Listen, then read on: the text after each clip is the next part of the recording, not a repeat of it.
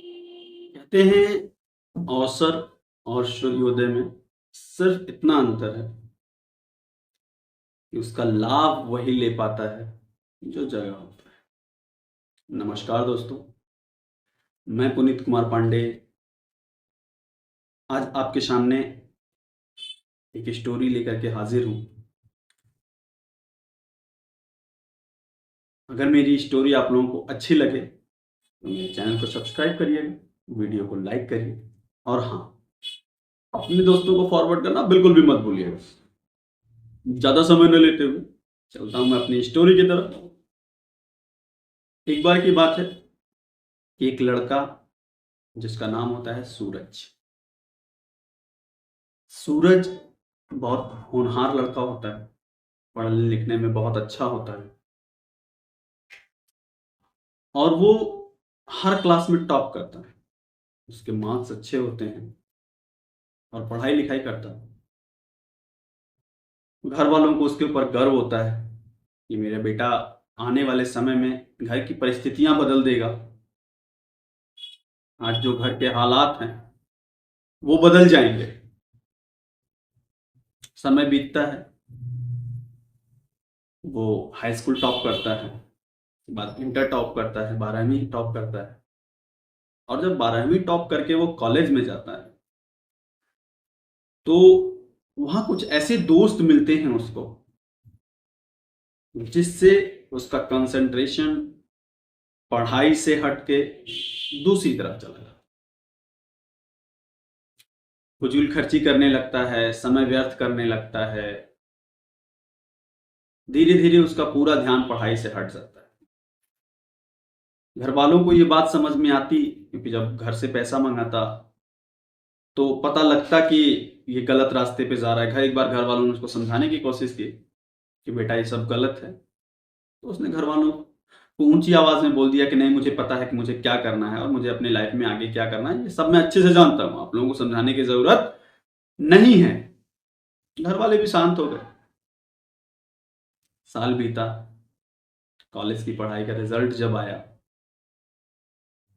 Result आने के बाद वो एक सब्जेक्ट में फेल हो गया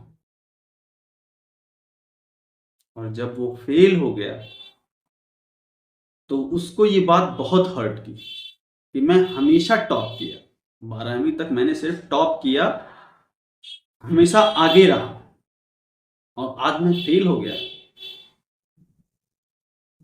इतना बुरा लगा उसको, इतना बुरा लगा कि उसने अपने आप को कमरे में बंद कर दिया।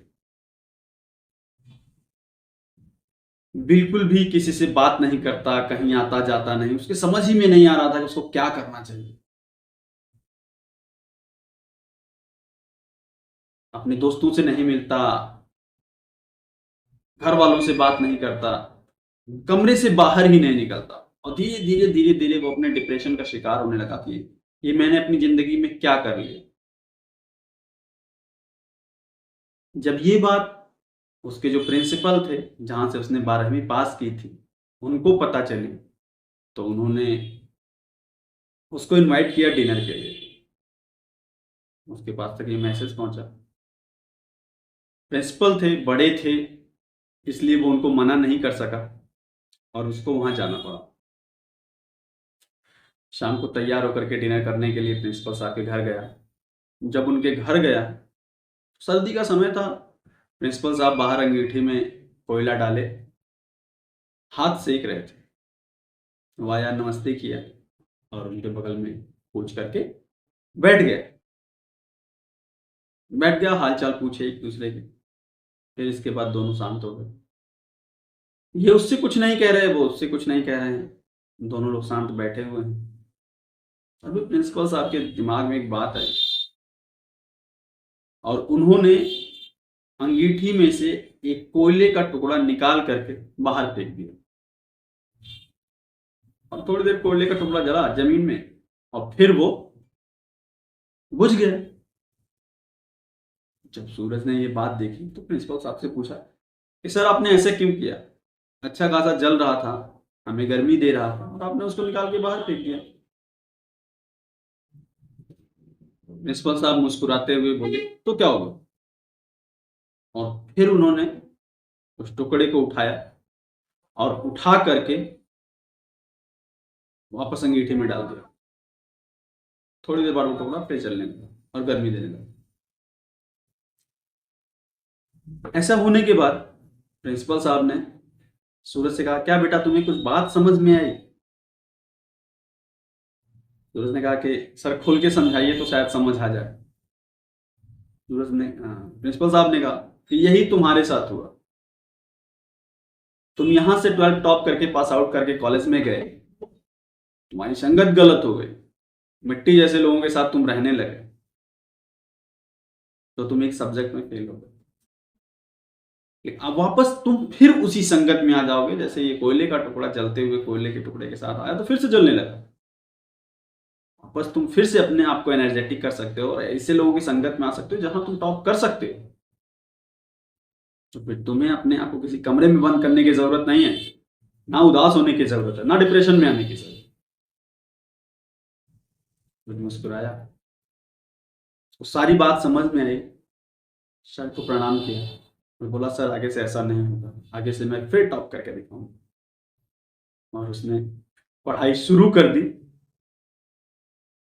फिर से अपने मुकाम को हासिल किया। थैंक यू सो मच दोस्तों, मेरी ये स्टोरी यहीं तक। लेकिन अगर स्टोरी का सार देखा जाए तो वो सूरज हम सभी लोग हैं। जिंदगी में हार जाने के बाद दोबारा उठने की कोशिश नहीं करते। डिप्रेशन में बहुत लोग चले जाते हैं, लेकिन जिंदगी खत्म नहीं होती। जिंदगी प्रतिदिन चल रही है, बस मान लो तो हार और ठान लो तो जीत। अगर आपने जिंदगी में ठान लिया है कि नहीं मुझे आगे जाना ही है, दुनिया की कोई ऐसी ताकत नहीं है जो हमें अपने मंजिल तक पहुंचने से रोक सके। Thank you so much. Positivity tube के आज के सेशन में यहीं तक। मिलते हैं नई स्टोरी और नए सेशन के बाद। तब तक के लिए जय माता दी, हर हर महादेव।